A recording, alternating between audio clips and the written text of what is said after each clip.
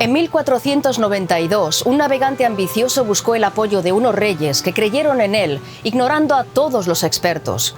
Para los eruditos convocados por los reyes católicos, el plan de Cristóbal Colón era una quimera. Consideraban imposible alcanzar Cathay y Zipango, como se conocía a China y Japón, navegando siempre hacia Poniente.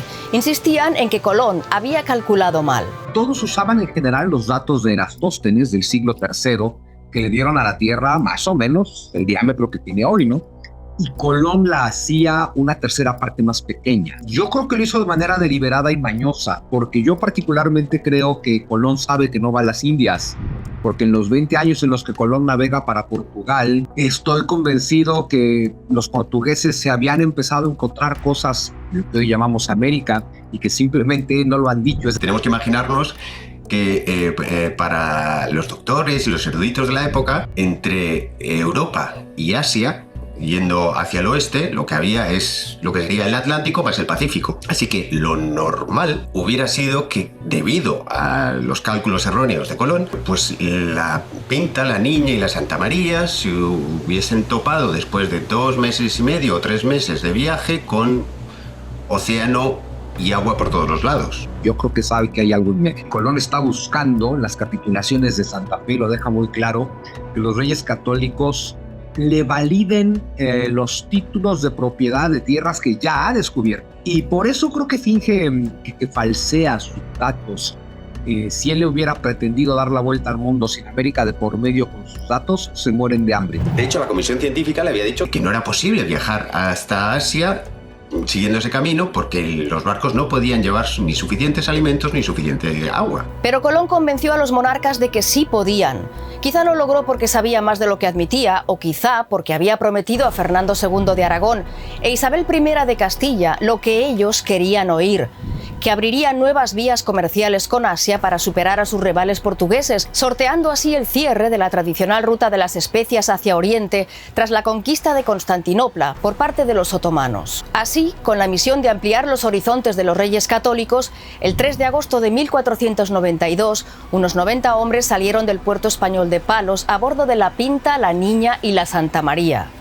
Y más de 2 meses después, cuando ya temían haber sido víctimas de un engaño y estaban al borde del motín, cambiaron el curso de la historia. Cuando todo parecía que iba a salir mal, cuando lógicamente todo debería haber salido mal porque ahí solo debería haber habido mar y océano, aparece un continente.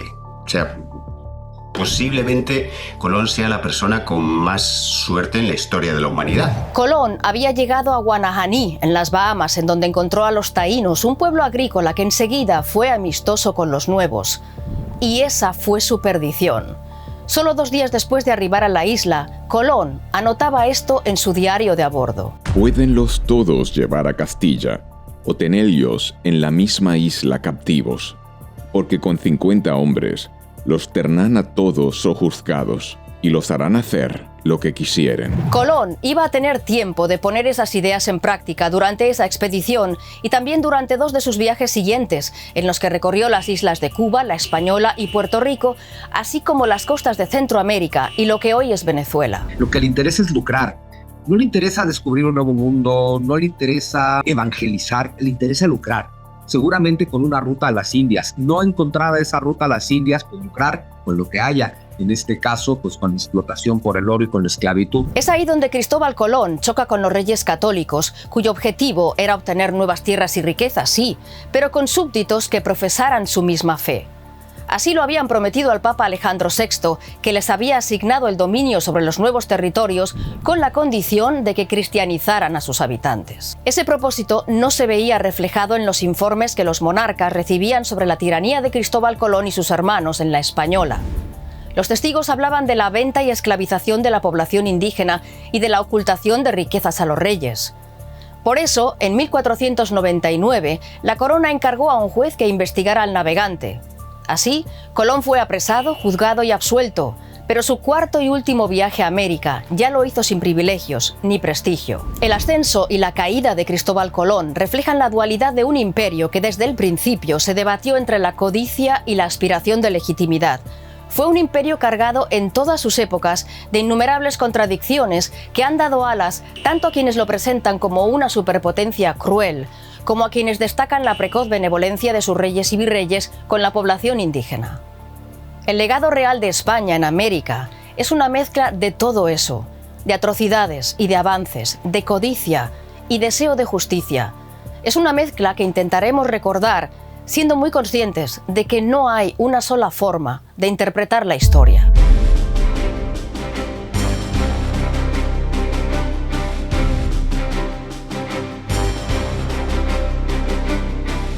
La caída en desgracia de Cristóbal Colón dio paso a una nueva fase en la expansión de la conquista. Había que seguir unas normas. Desde el año 1500 la corona había prohibido la esclavización de la población nativa, pero no era una prohibición absoluta. Se había incluido la excepción de la guerra justa, que permitía esclavizar a los indígenas sublevados contra la autoridad de los españoles. Un levantamiento bastaba para esclavizarlos. Así, en 1503, Isabel de Castilla autorizó la esclavización del pueblo de los caribes, una etnia belicosa que practicaba la antropofagia y se estaba extendiendo por las Antillas Menores. Ese permiso se extendió a todos aquellos que los españoles identificaban como indios caribes y con los años contribuyó a diezmar la población de Santo Domingo, de Cuba, Puerto Rico y también del resto de la región, lo que llevó a trasladar hasta allí a más esclavos indígenas de otros lugares. Eso entraba en contradicción con la aspiración de los reyes católicos de evangelizar y acoger como nuevos súbditos a los habitantes del Nuevo Mundo. Piden cosas que muchas veces son incompatibles o persiguen también una idea que es imposible, que es eso, que es conquistar sin ser injusto, que en sí mismo es una paradoja, es una contradicción en sí misma. Claro, inevitablemente esto lleva a abusos, atrocidades, injusticias, etcétera, etcétera, etcétera. Por mucho que exista, y es verdad, por parte de la corona, una conciencia y un deseo de que sus nuevos súbditos vivan bien y tengan un bienestar. Son deseos que chocan entre sí. No puedes conquistar y esperar que la población conquistada viva bien. Y no puedes esperar que simplemente por llegar a un sitio y decir, os sometéis a la corona que se encuentra al otro lado del Atlántico. Todos digan, ah, vale, estupendo, maravilloso. Sí, aceptamos como nuestro nuevo rey al rey de España. En la isla de la Española, los indígenas fueron pronto obligados a trabajar para los encomenderos. Eran personas a quienes se había concedido el derecho de disponer de la fuerza laboral de una comunidad nativa, es decir, una especie de impuesto pagado con trabajo y que sobre todo al principio se convirtió en una esclavitud encubierta. A cambio, el encomendero tenía la obligación de evangelizar a sus encomendados. Los primeros misioneros no tardaron en ver estos abusos constantes, hasta que en 1511 uno de ellos, el dominico Antonio de Montesinos, alzó su voz ante los reyes. Fernando el Católico convocó entonces la primera de las juntas de juristas y teólogos de la corona española para debatir sobre las condiciones de vida de los indígenas de América. Por ser paganos, carecían de derechos, decían unos. Ser paganos no los despoja de derechos, afirmaban otros. Al final, todos concluyeron que evangelizar era prioritario y justificaba algunos males, pero también coincidieron en que aun siendo súbditos obligados a trabajar para la corona, los indígenas no podían ser explotados. De aquel primer debate salió el primer compendio legal de la monarquía hispánica para los territorios conquistados, las conocidas como leyes de Burgos o reales ordenanzas para el buen regimiento y tratamiento de los indios, unas leyes firmadas por Fernando el Católico en 1512. Estas leyes sentaron principios básicos del llamado derecho indiano. Los indígenas eran libres y legítimos dueños de sus casas y haciendas. Los reyes católicos eran señores de los indígenas por su misión de evangelizarlos. El trabajo podía ser forzoso si no era extenuante y si el pago era aceptable. Se prohibía el trabajo de las embarazadas desde el 4º mes de gestación y hasta el 3er año de vida de sus hijos. Y se eximía del trabajo a los menores de 14 años de ambos sexos. Y se justificaba la guerra de conquista si los indígenas rechazaban el Evangelio. Las leyes de Burgos reconocían sobre el papel los derechos de los súbditos del Nuevo Mundo, pero amparaban la conquista y la esclavización de aquellos que no se sometieran a ella. Al mismo tiempo, la corona alentó que los peninsulares se aventuraran a cruzar el océano para conquistar tierras, administrarlas y cristianizar a sus habitantes. Y para lograrlo, desde el principio, los monarcas hispanos alentaron el mestizaje. Ya en 1503, la reina Isabel había ordenado al gobernador de las Indias que procurase que algunos cristianos se casaran con algunas mujeres indias y que las mujeres cristianas con algunos indios. En 1515, su esposo, el rey Fernando, expresaba ese deseo en una ley. Mi voluntad es que las dichas indias e indios tengan entera libertad para se casar con quien quisieren, así con indios como con naturales de estas partes. En el siglo XVI no existe el racismo. La diferencia entre las personas, en primer lugar y fundamentalmente, era por tener diferentes religiones. En la medida en que dos personas tienen la misma religión, pertenecen a la misma comunidad. Son parte de una misma identidad. Existen grandes diferencias sociales, pero las diferencias sociales se basan más bien en el linaje, en si vienes de una familia poderosa, de una familia aristócrata, y si acaso si eres cristiano viejo o cristiano nuevo. Hay que recordar que para 1492, cuando llegan a América, pues llevan un proceso de mestizaje de tal vez 1500 años en la península ibérica. Todos somos católicos. Ese es el concepto que se maneja en esa época. Entonces, cuando estos españoles están acostumbrados a esto, llegan a América, se encuentran con los pueblos americanos a los que seguramente ven con una mezcla de curiosidad, miedo, desdén, muchas cosas en su cabeza, pero empiezan a practicar lo que han practicado siempre, es, bueno, pues bautízanos. Porque si los bautizas, pues ya somos lo mismo. Eso es lo bonito. Por eso se puede construir civilización en Hispanoamérica, porque una vez que quedan bautizados, el concepto es, son personas iguales a nosotros. Así, la corona española iba a convertir a hidalgos y aventureros castellanos sin fortuna en los mejores instrumentos para la conquista. América se convirtió en una esperanza de riquezas e influencia para desheredados y ambiciosos. Especialmente en la región de Extremadura fueron muchos los encandilados por el plan. De allí salieron Francisco Pizarro y Hernán Cortés, que acabarían conquistando las tierras que se convertirían luego en los virreinatos de Nueva España y del Perú, los dos más importantes de América. En 1502, Pizarro, con poco más de 20 años, llegaba al Caribe, 3 décadas antes de conquistar Perú. Y en 1504 lo hacía Cortés, que hizo fortuna en menos tiempo, al derrotar a los aztecas y tomar Tenochtitlán. Una de las claves de su éxito es la capacidad para entender la lengua de los indígenas y entender la situación política de los indígenas. Eso es lo que le va a permitir el segundo punto esencial y fundamental de la conquista, que es hacer alianzas. Porque en el caso de Cortés y en realidad en el de todos los conquistadores, el número de españoles que llevan en esas expediciones era muy pocos. Y es algo que se repite una y otra vez. Los españoles son unos cuantos cientos, pero siempre van acompañados de miles y a veces decenas de miles de guerreros indígenas, que son en realidad los que realizan la conquista. En el caso de Cortés, su principal alianza es con los tlaxcaltecas, que son enemigos acérrimos de los aztecas, y que después de unos primeros encuentros bélicos con Cortés, deciden que quizá es mejor idea, en vez de combatir a estos recién llegados, que son bastante raros, que tienen barba, que visten unas corazas muy extrañas, quizá es una buena idea aliarse con ellos para combatir al enemigo común. Había otros pueblos enemigos de los aztecas que Cortés se fue ganando por el camino hacia Tenochtitlán, como los totonacas. Pero tan importante o más que estos aliados fue Malintzin, la Malinche, una noble caída en la esclavitud y entregada a los españoles por el pueblo maya de los chontales. No tardó en convertirse en la amante, intérprete y sobre todo consejera de Cortés. Fue precisamente gracias a ella que el extremeño, que solo llevaba unos 500 españoles, pudo reunir un ejército de decenas de miles de aliados indígenas, con el que logró conquistar la ciudad de Tenochtitlán en 1521. Imagina la toma de Tenochtitlan, que es el agosto de 1521. Tenochtitlan cae entre un ejército, dicen, que de 100,000 guerreros, pero de esos 100,000 guerreros, 99,000 son indígenas. Pensar que los españoles están conquistando la ciudad es un poco absurdo. La conquista de Tenochtitlan, sin lugar a dudas, fue brutal, se debieron producir todo tipo de atrocidades.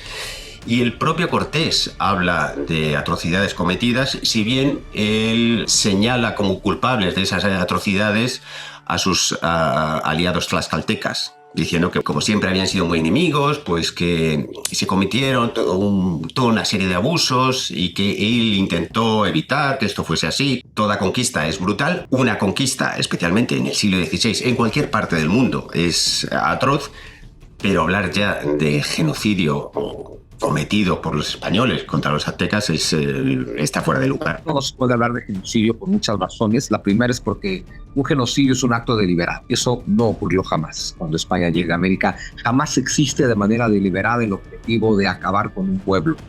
Segundo, un genocidio es acabar con un pueblo porque te anima una emoción negativa como el odio a ese pueblo en particular, y eso tampoco lo estamos viendo con un componente cuando España llega a América. Y tercero es aniquilar a un pueblo, cosa que tampoco pasó. Ese es en realidad el tema. Lo primero que empieza a construir España en manos de Hernán Cortés después de la toma de Tenochtitlan es hospitales, y pues no construyes hospitales cuando tienes pensado un genocidio. 40 años después de la caída de Tenochtitlan, en esta Nueva España, pues hay tal vez entre 8 y 10 millones de indios y hay 20,000 españoles. Pensar que 20,000 españoles sostienen una conquista sobre 8 o 10 millones también es absurdo, sobre todo si consideramos que jamás existió la presencia de un ejército. Y eso mismo se va a replicar en Perú. No obstante, las guerras de conquista de las décadas siguientes crearían un contexto de violencia que convertirían las masacres en algo habitual. A ello se añadían los ajustes de cuentas entre pueblos indígenas aliados de los españoles y sus enemigos. Especialmente allí donde los españoles eran pocos y más vulnerables, era fácil que cometieran atrocidades que sirvieran de advertencia frente a cualquier levantamiento. Entre los más brutales estuvo Nuño Beltrán de Guzmán, gobernador de la provincia de Pánuco, a donde había llegado en 1527. Allí existía ya un negocio dedicado a apresar indígenas y venderlos como esclavos en México y en el Caribe. Nuño Beltrán empezó a organizar sus propias cacerías, a ampliar ese negocio y a crear una vía más eficiente para venderlos en el Caribe. Juan de Zumárraga, primer obispo de México, menciona 15,000 indígenas esclavizados en Pánuco. Poco a poco, Nuño Beltrán empezaría también a atacar judicialmente y a desplazar a Hernán Cortés, especialmente tras su nombramiento como presidente de la Audiencia Real de Nueva España. En 1529, Nuño Beltrán conquistó lo que llamaría Nueva Galicia, hoy los estados de Jalisco, Nayarit, Aguascalientes y Zacatecas. Quizá ese haya sido el episodio más brutal de la conquista de México. Al mando de 500 españoles y más de 15,000 indígenas, Beltrán arrasó pueblos enteros, haciendo torturar a los caciques que encontraba a fin de que le confesaran dónde guardaban el oro. El cacique de los michoacanos lo recibió en paz, le hizo regalos, le dio guerreros y provisiones. Pero Nuño Beltrán de Guzmán respondió a su hospitalidad haciéndole torturar y ejecutar, arrojándole perros. Esto lo escribió un testigo, el intérprete de Beltrán. Vino de paz un hombre gordo que decían ser el Señor. E porque no trujo tamemes para la parcida, o oro o plata que decían que él pedía, le aperreó. Así aperreado e mordido por todas partes, nos partimos de allí y le dejamos a puertas de su casa, poniendo fuego a ella y a todo el pueblo, después de haber venido de paz, como dicho tengo. La extrema crueldad de Beltrán con los indígenas y su nepotismo, colocando siempre a los suyos en puestos de poder, llevó a que el primer virrey de Nueva España iniciara un proceso contra él, que acabó en su destitución y en su envío a España, en donde acabaría muriendo en la cárcel. Entretanto, el imperio se extendía. 3 años después de que Cortés tomara Tenochtitlán, Francisco Pizarro empezó a preparar la conquista del imperio inca. Primero, en expediciones previas, buscó obtener información y, al igual que Cortés, intérpretes, en este caso de lengua quechua. Gracias a ellos, Pizarro supo que el imperio inca estaba dividido. En 1532, el emperador Atahualpa había derrotado y apresado a su hermanastro Huáscar y arrasado los dominios de los nobles que lo apoyaban. Tras vencer en esa guerra, Atahualpa sintió curiosidad por conocer al grupo de poco más de 200 extraños con extravagantes armas y vestimentas y concertó un encuentro con Pizarro en Cajamarca. Confiado, el Sapa Inca, como rezaba su título, dejó su ejército a las puertas de la ciudad y entró en Cajamarca acompañado de un séquito de varios miles de personas desarmadas. Pero Pizarro le había tendido una emboscada y, ayudado por el efecto sorpresa, logró apresar a Atahualpa y derrotar y ahuyentar a su séquito. Al ver el interés de los españoles por el oro y la plata, Atahualpa propuso comprar su libertad. Llenaría una sala de oro y 2 veces la misma sala en plata, a cambio de poder marcharse. Pizarro aceptó y Atahualpa cumplió su palabra. Pero Francisco Pizarro, pese a la oposición de algunos de sus capitanes, no solo no lo soltó, sino que lo juzgó y lo mandó ejecutar. Tras ello, Pizarro decidió marchar a Cuzco, la capital del imperio, uniéndosele por el camino más y más nobles huascaristas, deseosos de vencer a los partidarios de Atahualpa. Gracias a estas tropas incas, logró tomar Cuzco en 1533. Toda esta rápida expansión territorial hizo que volviese a surgir una pregunta. ¿Se podía conquistar de forma justa? La cuestión había vuelto a quitar el sueño a la corona española durante el reinado de Carlos I. Recordemos que sus abuelos, los reyes católicos, ya habían auspiciado la Junta y las leyes de Burgos para proteger a los indígenas. Pero seguía habiendo abusos, y los misioneros habían vuelto a alertar al rey. Así que entre agosto de 1550 y hasta mayo de 1551, durante casi 9 meses, Carlos I impulsó en Valladolid nuevos debates entre quienes defendían la libertad absoluta de los indígenas y los que apoyaban el uso de la fuerza contra ellos. Llegan informes exageradísimos, llegan los informes de Bartolomé de las Casas que no son confiables, pero que motivan una cosa que efectivamente es sin precedentes, que una corona diga: detengan este proceso que evidentemente nos conviene y nos enriquece. Detengan este proceso de conquista de América para reflexionar. Hay que ver si tenemos o no tenemos derecho, qué estamos haciendo bien, qué estamos haciendo mal y qué vamos a hacer para corregir lo que está mal. A ver, es fuera de serie. Además de discutir sobre la naturaleza de los indios y su alma. Siguen tratando de entender a esta gente que han encontrado en América. Pero efectivamente es como un examen de conciencia de una potencia que se detiene a reflexionar sobre lo que está haciendo. Eso no lo ha hecho, según yo, ninguna otra potencia en la historia de la humanidad hasta hoy. Desde luego es un debate completamente atípico, en el sentido de que es la propia corona la que decide detener temporalmente la conquista y lo hace por razones éticas. La controversia de Valladolid se produce para que se pueda llegar a una conclusión de cómo se puede hacer una conquista que sea éticamente aceptable y que sea moralmente adecuada. Resulta absolutamente contradictorio. Hoy en día, desde luego, todos consideramos que cualquier tipo de conquista en general es injusta y es inmoral. Para la época, sin embargo, se consideraba que conquistar nuevos territorios no tenía nada de malo. Lo raro es que de pronto la corona decida reunir a expertos en filosofía y en derecho y en religión y en teología para decidir bien cómo podemos hacer la conquista de tal manera que sea moralmente buena. En la controversia de Valladolid, Fray Bartolomé de las Casas representaba a los benevolentes y el sacerdote Juan Ginés de Sepúlveda defendía la mano dura. Ginés de Sepúlveda había escrito esto en su obra: siendo por naturaleza los hombres bárbaros, incultos e inhumanos, se niegan a admitir la dominación de los que son más prudentes, poderosos y perfectos que ellos. Dominación que les traería grandísimas utilidades, siendo además cosa justa por derecho natural que la materia obedezca a la forma, el cuerpo al alma, el apetito a la razón, los brutos al hombre. Por su parte, Fray Bartolomé de las Casas, en su memorial al Consejo de Indias, pedía la intervención del rey. Porque los reyes son obligados, en cuanto así fuere, a quitar los impedimentos temporales que estorban la salvación de sus súbditos, convenía que se vean y examinen las conclusiones que yo tengo aparejadas para ello. La primera, que todas las guerras que llamaron conquistas fueron y son injustísimas y de propios tiranos.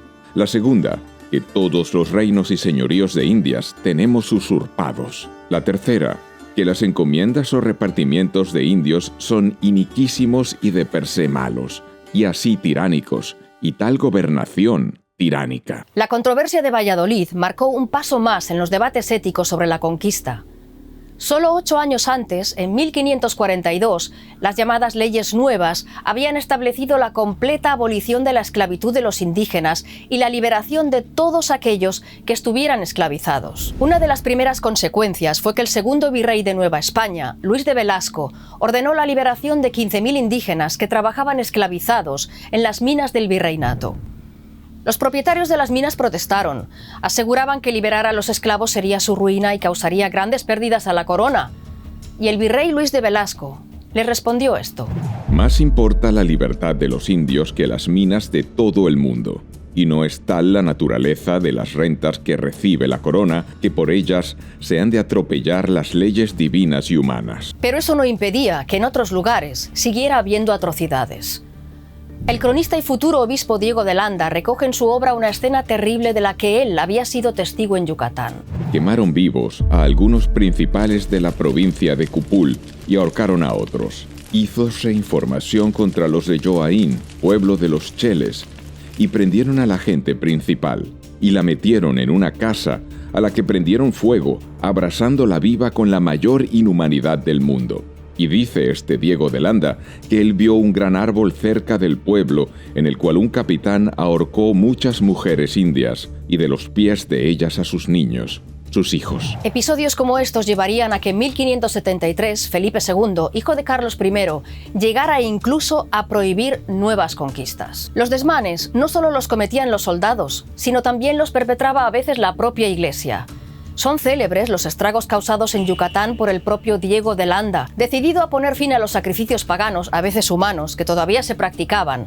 Arrestó a los jefes locales de muchos pueblos. Los implicados en los ritos fueron castigados con azotes, destierro y servicios forzados. Algunos fueron ejecutados. Además, Diego de Landa destruyó muchísimos códices mayas, convencido de que eran demoníacos. Hallámosles gran número de libros de estas sus letras, y porque no tenían cosa en que no hubiese superstición y falsedades del demonio, se los quemamos todos, y les daba pena. Los códices y los libros quemados abordaban todos los aspectos de la civilización maya.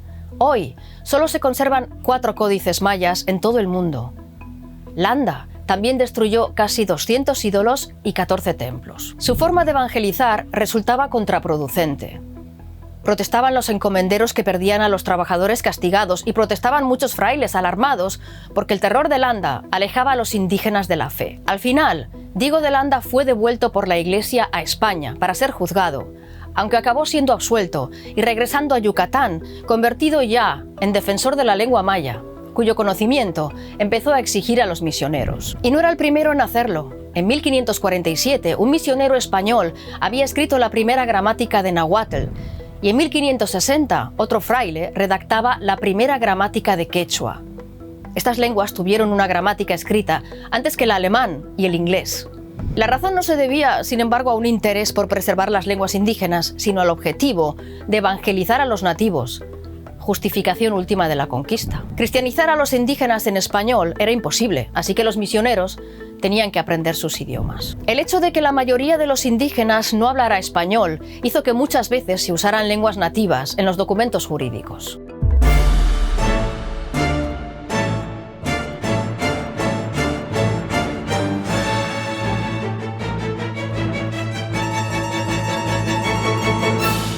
El Imperio español alcanzó su máximo apogeo en 1580, cuando Felipe II sumó a las posesiones de España todas las de Portugal, tras la muerte de su rey sin descendencia. Hasta 1640, la conocida como Unión Ibérica incluía territorios en América, África y Asia, así como islas en los océanos Índico y Pacífico. Con la extensión de sus dominios, la corona española fue cada vez más consciente de que no podía gobernar ni evangelizar solo en español. Así que en 1579 se creó una cátedra de quechua en la Universidad de Lima. Un año más tarde, se dio la orden de crear cátedras de otras lenguas indígenas en Nuevo México. Y cuando en Norteamérica acababa de fundarse la primera universidad, Harvard, en la Universidad de México ya se preparaban las primeras cátedras de Nahuatl y Otomí. Y por eso les ponen universidades, y por eso es, mira, si les enseñamos gramática, latín, retórica, música, álgebra y geometría, que es lo que les enseñan, pues entonces, con más razón, son parte de nosotros. Pero toda esa labor exigía dinero. De todo el oro y la plata que se extraía en América, España se llevaba la quinta parte. Bueno, pues el quinto real, el famosísimo quinto real, es decir, el 20%. Y suelo decir, ya quisiéramos hoy pagar el 20% de impuestos. Se manda el 20%, el otro 80% se queda aquí en Nueva España o en el Perú. ¿En qué se usa ese 80% que se queda? Bueno, a ver, en la ganancia de los mineros, por supuesto, porque son empresas privadas, en los pagos de salarios, porque está prohibida la esclavitud en América, que también es muy importante recordar, y en la construcción, porque aquí se construyen ciudades, templos, catedrales, acueductos, colegios, hospitales, universidades, y pues todo eso cuesta dinero, ¿no? Y el 20%, que es el quinto real que se va a España, de alguna forma regresa, porque la corona, sobre todo en tiempos de Felipe II, es la que financia los hospitales y las universidades, porque no hay que olvidar que esto nunca fue una colonia, al final todo es parte de un mismo imperio y hay una administración que reparte en todo el imperio. No obstante, no era poco el oro, ni sobre todo la plata, que cruzaban el Atlántico. Sin embargo, no sirvieron para crear riqueza en la península. De hecho, en el momento de mayor apogeo del imperio, durante el reinado de Felipe II, el Estado llegó a declararse 3 veces en bancarrota. En cierta medida, para España, los metales americanos fueron un arma de doble filo. Es que, por un lado, sirvió para construir la nueva sociedad americana, pero para la península, en realidad, acabó siendo una pequeña maldición. O sea, en un primer momento, desde luego, la llegada de esas enormes remesas de oro y sobre todo plata, enormes remesas para lo que eran los estándares europeos de la época, pues sirve para que España pueda crear un dominio militar en toda Europa y convertirse en la primera potencia del viejo continente. El problema es que todas esas riquezas, en cuanto se desembarcan en la península ibérica, se tienen que gastar, porque hay que financiar todas las guerras que está teniendo la corona. A lo largo solo del siglo XVI, la corona va a estar en guerra contra el Imperio Otomano, va a tener varias guerras contra el Reino de Francia, contra el Reino de Inglaterra. Uno de esos conflictos armados fue la Guerra de Restauración Portuguesa, una rebelión iniciada en 1640 que se saldaría tras casi 3 décadas de combates con la independencia de Portugal y de sus colonias.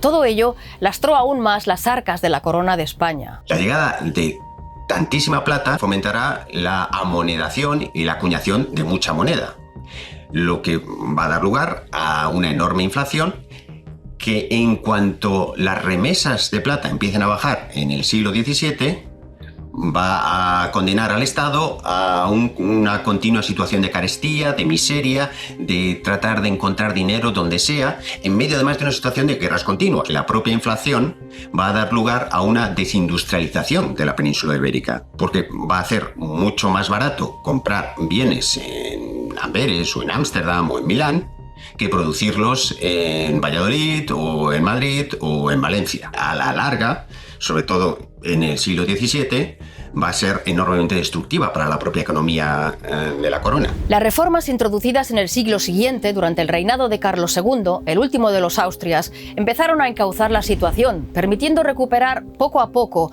una estabilidad económica de la que se beneficiaría la nueva dinastía monárquica de España, la de los Borbones. La corona apostó entonces por un mayor centralismo y por reformar la administración del imperio. El virreinato de Nueva España se mantuvo, pero del virreinato del Perú se desgajaron el de Nueva Granada y el de Río de la Plata, el último de todos, creado en 1776 por disposición del rey Carlos III, célebre por su afán modernizador. Aunque el real español seguía siendo una de las monedas más fuertes de la época, para entonces el Imperio español había dejado de ser la superpotencia global dominante. España quedaba cada vez más arrinconada en el tablero geopolítico, mientras Inglaterra y Francia ganaban cada vez más peso. Y había otros cambios en la sociedad del imperio. Si antes la religión convertía a los súbditos en iguales, eso ya no bastaba para medrar en la sociedad del siglo XVIII, en donde empezaba a imponerse una separación de razas, derivada del racismo científico surgido durante la Ilustración. En América eso da lugar a una sociedad de castas, determinadas también por el color de piel. Hay que entender que la sociedad colonial americana es la traducción a las realidades americanas de la sociedad española de la época y de la sociedad europea. Y la sociedad española y la sociedad europea entonces eran sociedades estamentarias. Toda la población estaba dividida en 3 estamentos: la aristocracia, el clero y el pueblo llano. En esta constelación se consideraba que el poder lo debía ejercer la aristocracia. El problema es que en América hay muy poca aristocracia, porque la mayoría de los aristócratas se han quedado en España. No es casualidad que precisamente en el siglo XVII las élites criollas empiecen a comprar títulos nobiliarios en España. Y ya en el siglo XVIII compran como locos títulos nobiliarios. O sea que se nota que hay una necesidad por parte de las élites criollas de hacerse con más herramientas de prestigio que sustenten el poder que tienen. O sea, de tal manera que puedan decir: mi familia es la que controla esta región. Para ello van a empezar a recurrir a lo que se denominan limpiezas de sangre, que es unos certificados que ya aparecen a finales de la Edad Media y que establecen que para ciertos cargos hay que demostrar por medio de un certificado que uno es cristiano viejo, es decir, que uno no es descendiente ni de judíos, ni de musulmanes, ni de herejes o de personas que hayan tenido problemas con la Inquisición.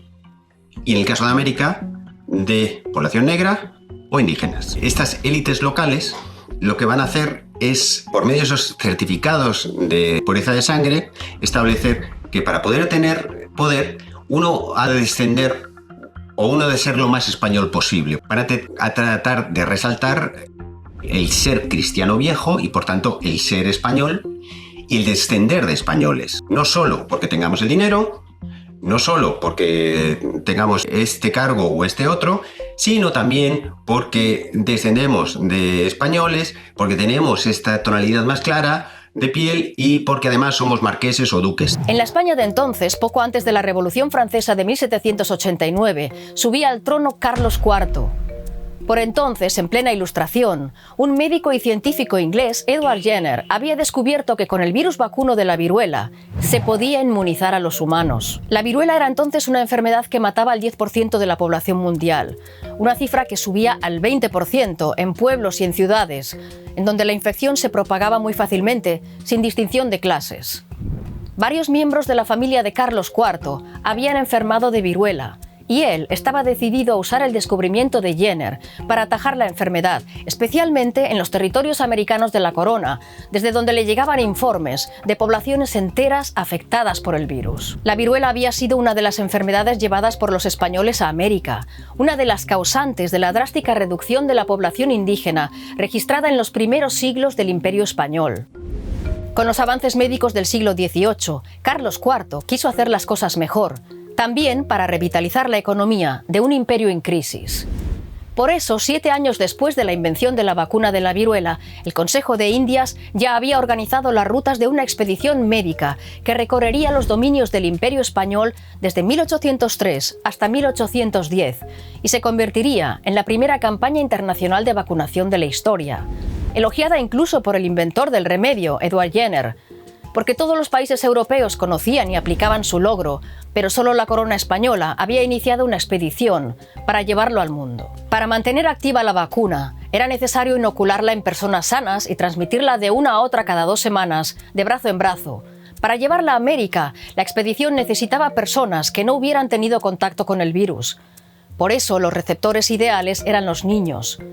Sin padres que opusieran resistencia a la misión, los elegidos fueron 22 huérfanos de La Coruña, atendidos por su rectora Isabel Zendal, que ejercía de enfermera, supervisando la cadena de inoculaciones durante la travesía. Un siglo y medio después de sus viajes, en 1950, la Organización Mundial de la Salud consideró a Zendal como la primera enfermera de la historia en misión internacional. Al mando del médico Francisco Xavier de Balmis y su colega Josep Salvany, la bautizada como Expedición Filantrópica de la Vacuna salió de La Coruña con la corbeta María Pita el 30 de noviembre de 1803. Hizo escala en las Canarias, en donde estuvo un mes, para inocular la vacuna y mostrar a los médicos locales cómo extenderla por las islas. Antes de cada travesía, se regresaba a los niños vacunados y se reclutaba a otros. Tras las Canarias, siguieron hacia Caracas, en donde las autoridades extendieron la vacuna por toda la región. Allí la expedición se desdobló en 2. En 1804, Balmis e Isabel Zendal pusieron su barco rumbo a La Habana, en donde el médico cubano Tomás Romay ya había vacunado con éxito. Llegaron luego a Mérida y ayudaron a extender la vacuna por Centroamérica. Continuaron hacia Ciudad de México y Acapulco. Y en 1805, desde Acapulco, pusieron rumbo a Filipinas con un grupo de 26 niños. 2 meses después alcanzaron Manila, en donde se quedaron algunos miembros de la expedición para extender la vacuna y devolver luego a los últimos niños vacunados a México. En Sudamérica se había quedado el médico Josep Salvany, que con sus ayudantes extendió la vacuna por el interior. Enfermo de malaria y otros males, Salvany murió en Cochabamba en 1810, en mitad de la expedición. Sus ayudantes vacunaron 2 años más antes de regresar a España. 7 años de expediciones frenaron la mortalidad por viruela, favoreciendo el crecimiento económico de los territorios americanos del imperio, tal y como quería una corona deseosa de recuperar allí su papel estratégico. Son los Borbón los que tienen este afán centralizador, ¿no? Lo que tenemos es un imperio que se entendía como una unidad, donde tienes capitales como en la Ciudad de México, que para el siglo XVIII son más prósperas que Madrid y que París y que Londres. Pero ya durante los últimos años de la expedición de la vacuna en América, habían empezado a estallar las guerras de independencia, y la corona no pudo con ellas. Desde 1808, la ocupación napoleónica de España había obligado al gobierno a agotar todos sus recursos militares en la península ibérica, también su armada real, que en otros siglos había sido esencial para conservar un imperio transatlántico. Así, a comienzos del siglo XIX, los virreinatos españoles quedaron desmembrados en una veintena de estados nuevos. Esta visión de países americanos que se independizan de España es muy absurda, porque no se puede independizar ni Argentina, ni Chile, ni Perú, ni Venezuela, ni Colombia, ni México, porque nada de eso existía. Pero todos esos territorios ya no querían estar gobernados desde tan lejos por una España debilitada.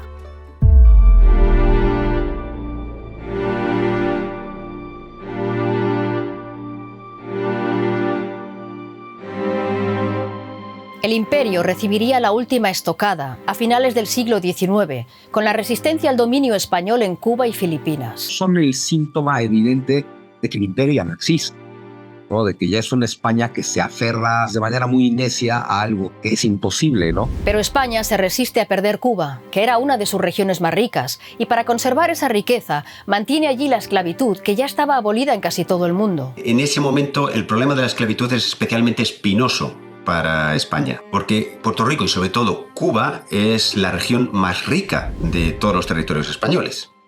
Y es una región que está dedicada fundamentalmente a la producción de azúcar y tabaco, en grandes plantaciones trabajadas por esclavos, que están en manos de grandes latifundistas y hacendados. En ese momento están surgiendo en lo que queda de las colonias españolas movimientos independentistas, y el gobierno español, para evitar que esas élites coloniales apoyen el independentismo y para tratar de preservar lo que queda del imperio colonial, pues se va a postergar continuamente la abolición de la esclavitud. Y Cuba es la tragedia, porque aunque España en términos generales no es parte del comercio de esclavos, que es más un tema de Portugal e Inglaterra, Cuba en particular pues se convirtió en la central de esclavista del imperio español.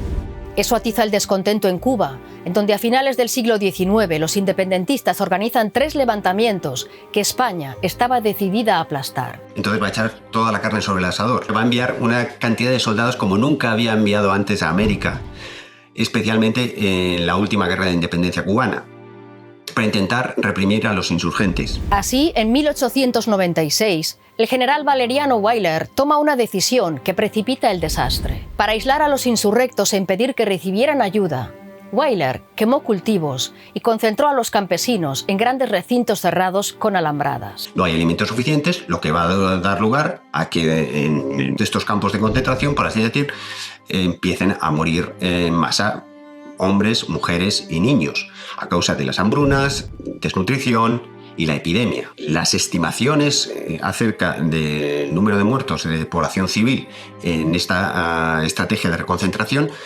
pues hablan de mínimo 50-60.000 personas. Los últimos estudios hablan de 170.000 personas las que murieron a causa de esta estrategia del general Valeriano Weyler, lo que sería más o menos el 10% de la población que había en Cuba entonces. Weyler fue reemplazado, pero el daño ya estaba hecho. Sirvió para que en 1898 interviniera un Estados Unidos ya mucho más fuerte que España. Un Estados Unidos deseoso de ampliar su área de influencia, que se presentaba como defensor frente a la tiranía española. Entonces se produjo el misterioso hundimiento del acorazado estadounidense Maine. Estados Unidos culpó a España y le declaró la guerra, consiguiendo una victoria muy rápida.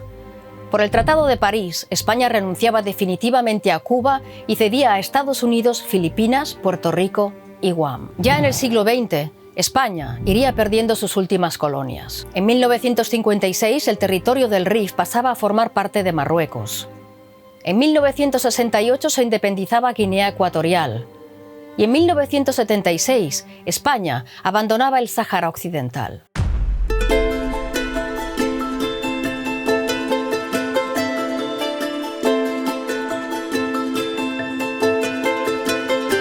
Si resulta fácil condenar lo ocurrido antes de la independencia de Cuba, al ir más atrás, hasta las conquistas, es más difícil valorar a sus protagonistas con criterios actuales. Gente que dice, sí, pero yo quiero ser rico, pero yo soy el conquistador, pero yo atravesé el océano, yo me merezco más, yo quiero tierras, yo sí voy a explotar a los indios.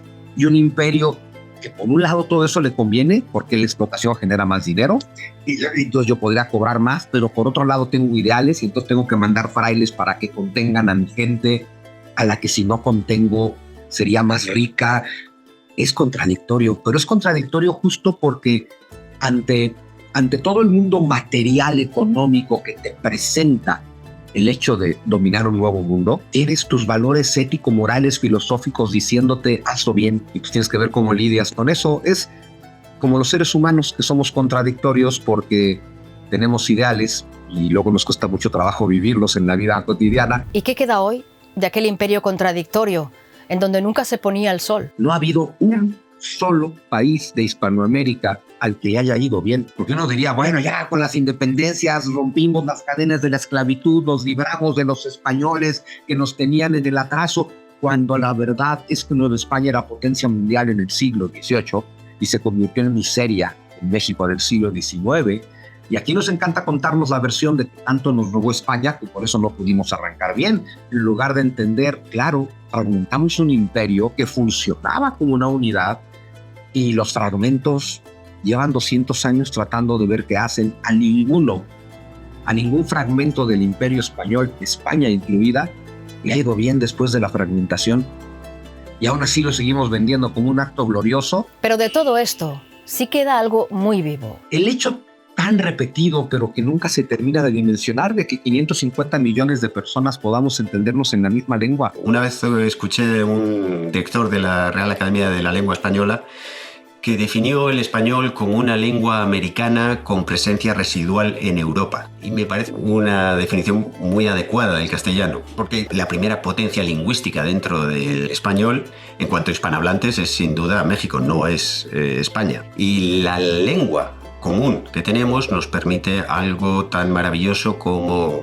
entendernos a uno y otro lado del Atlántico, aunque hayamos nacido a miles de kilómetros unos de otros. Poder entender y leer en nuestra propia lengua a Lorca, a Borges, a Octavio Paz, a Juan Rulfo, a Gabriel García Márquez, a Rubén Darío o a Lezama Lima. Eso es una gran fortuna y sin lugar a dudas también es consecuencia del pasado. Tenemos el mayor potencial de hacer un bloque socioeconómico-cultural que puede existir en este mundo y tal vez por eso a los poderosos de este mundo les conviene que no seamos capaces de descubrir eso y nos sigamos odiando los unos a los otros dentro de esta hermosa familia hispana que somos.